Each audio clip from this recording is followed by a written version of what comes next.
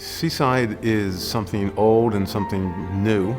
It makes reference back 100 years ago, yet when it came upon the scene 30 years ago, it was just this bolt of lightning.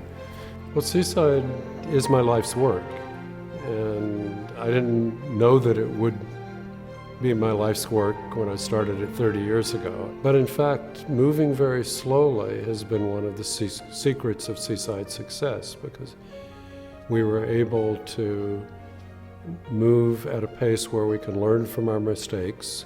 The increments of risk were quite low, so we never had to load ourselves up with debt. Sustainable development in the financial sense is one of the underlying principles that we've tried to demonstrate in Seaside.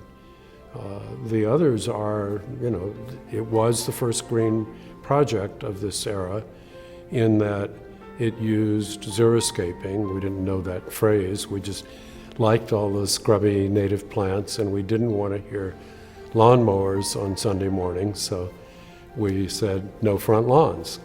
Seaside is all about emotion. In a short time, you have intimacy with it. You can walk from one side to another and back, and to the beach and back, and you don't get lost. There's just no way you can get lost in Seaside, because there's always a path leading you somewhere. You feel like you're part of it, even though you're only staying there for a week. And then you come back next year and you're welcomed again by your name. And the same person is there behind the cash register or at the front desk. People are hungry for that connection. By making a town that was walkable and that was human in scale, where all the streets and squares felt like outdoor living rooms where you actually felt comfortable and wanted to spend time, we could revive civic life. Seaside recovered a lot of knowledge, human knowledge and experience that had been set aside during the course of 2 world wars, a depression, and rebuilding after World War II. One of the things that was learned from Seaside early on was that people liked an environment of traditional urbanism where houses are close to the streets are narrow, and generally speaking, it's a compact and neighborly situation. And besides the fact that it was interesting to learn that, the banks learned that, so that the next project, it wasn't just an existing place, it was about a whole new place being built under new standards. Seaside sparked this whole panhandle of Florida. 30 years ago, the panhandle of Florida was known as the Redneck Riviera. It's where the Georgia boys would go down and drink on the beach. And by about 10 years ago, the New York Times was referring to the panhandle as the Hamptons of the Southeast. And so this complete turnaround. Precisely because it's a resort, which is in fact on the rental program, has permitted hundreds of thousands of people to experience this kind of living. And so it's projected its influence everywhere. Urbanism cannot be assessed from photographs. It can't even be assessed from short visits. It has to be lived. An important lesson I learned from Seaside is that all the details lend your work integrity. And there needs to be a group of people, 1 person, 2 people, that actually follow up on these details.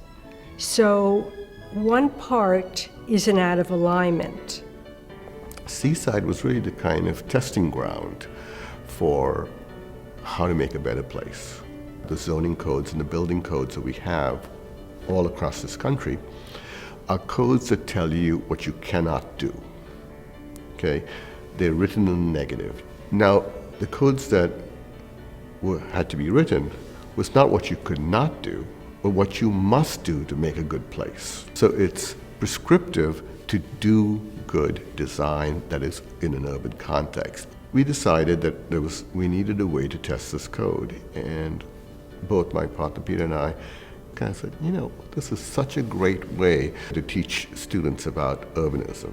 So we set about, doing a project where it was really designing a house or designing a small apartment building or designing a mixed use. We could see what Seaside, this town, would actually merge, and the students learned a lot about urban design in a backhanded way. One, that you have to pay attention to the context, you know, that another architect, that you have a set of rules that make a place, and you have to adhere to those rules. And in life, you always have rules. So we were able to, test the code, test all the different types. Seaside can teach the students the wonder of discovering where you want to go when you're not quite sure. Having the courage to develop an idea that maybe is a product of a longer discussion. When Robert Davis and Daryl Davis and Andrés, Duany, Elizabeth Plater-Zyberk talked about Seaside initially, the ideas were very, I would say, conventional for the time. And how incrementally the plan changed and the ideas changed, and how they allowed themselves to learn from each other and not have the hubris to seal out the new ideas that were coming in, is a real lesson. We are currently going through a painful growth process of transitioning from developer control to control of various things by either homeowners or by nonprofits or other organizations. Of course, now the models which imitate Seaside have become so perfect and also so ambitious, and a lot of very wealthy people live there, that Seaside doesn't really compare to those, and it has to improve itself in order to stay in the race, in a way. What is in the future for the community itself, I think, will probably be an ongoing discussion about how to maintain the things that people who live there love, and how to improve other things, and which are the maintainable pieces to be preserved, and which are the pieces that might change over time. And that is, in effect, the mark of a mature community. I think we're going to see a lot of changes with the generation of kids that grew up from when they were toddlers in Seaside, because that's inevitable. I mean, if you make something that can't be changed, it's dead. If Seaside is a real place, it begins to enter history and begins to oscillate up and down, and having good periods and bad periods, and then good periods again, etc. And I don't see why Seaside should be exempt from that. What is interesting as an urbanist is to actually think in the long run what happened to such places.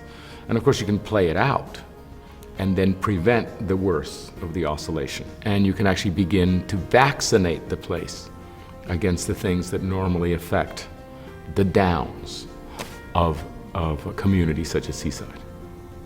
Ultimately, Seaside's a lesson in leadership. It's about having a sense of belief in your idea, but allowing others to also explore it, and delegating the final execution to those that to others.